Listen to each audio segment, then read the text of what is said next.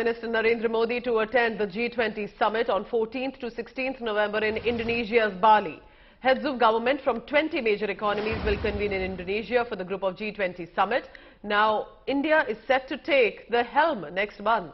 This will be a short but a significant G20 summit for Prime Minister Modi because India is then set to take over the presidency from Indonesia for next year's session.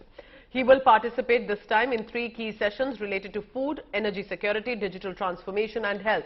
Also hold 20 engagements in 45 hours. Prime Minister Modi will hold bilateral meetings with around 10 world leaders and also attend a community event to connect with the Indian diaspora in Indonesia. But there is speculation that Prime Minister Modi may also meet UK's new Prime Minister Rishi Sunak at the summit and also held bilateral meeting with US President Joe Biden. But the interesting highlight will be possibly a face-to-face meeting of Biden and his Chinese counterpart Xi Jinping.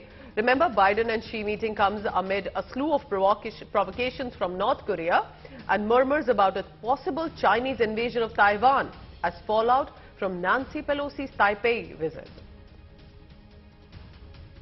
प्रधानमंत्री जी G20 summit के लिए यहाँ आ रहे हैं। इसका सबसे महत्वपूर्ण aspect है कि भारत इंडोनेशिया से G20 की प्रेसिडेंसी लेने वाला है। I think because the biggest question that we are facing in the world right now as a global economy is in part the instability that flows from Russia's illegal invasion of Ukraine, the energy crisis that has flowed from it, the inflation crisis that has flowed from it, the food crisis that has flowed from Russia's illegal actions. It's important as a G20 we work together to deal with threats to the global economy. And India today is on the ground in Bali right now. Our Foreign Affairs editor Geeta Mohan now joins me live this morning from Bali. Geeta, a beautiful place. So what is the ground mood like? And of course, how significant is this G20 summit for India and for Prime Minister Modi? Geeta.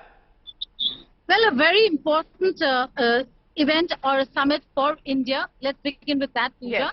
Because it is the Troika, that's Italy, which was the president before Indonesia. Indonesia this year, and then Indonesia will be handing over to India for the presidency in 2023. So India is going to make a very important statements as to how they're going to take things forward and what their presidency would really mean.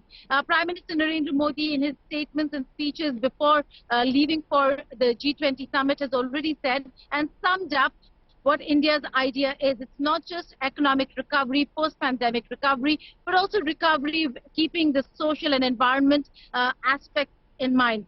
His whole idea of living with the environment is something that he is going to follow through, and he's also going to talk about over here in Bali. So India is going to take over presidency at the last day, the closing ceremony, where President Jokowi will be handing over presidency of the G20 to India. So it is going to be very important for India. Having said that, this summit comes at a time when Russia-Ukraine war is still ongoing.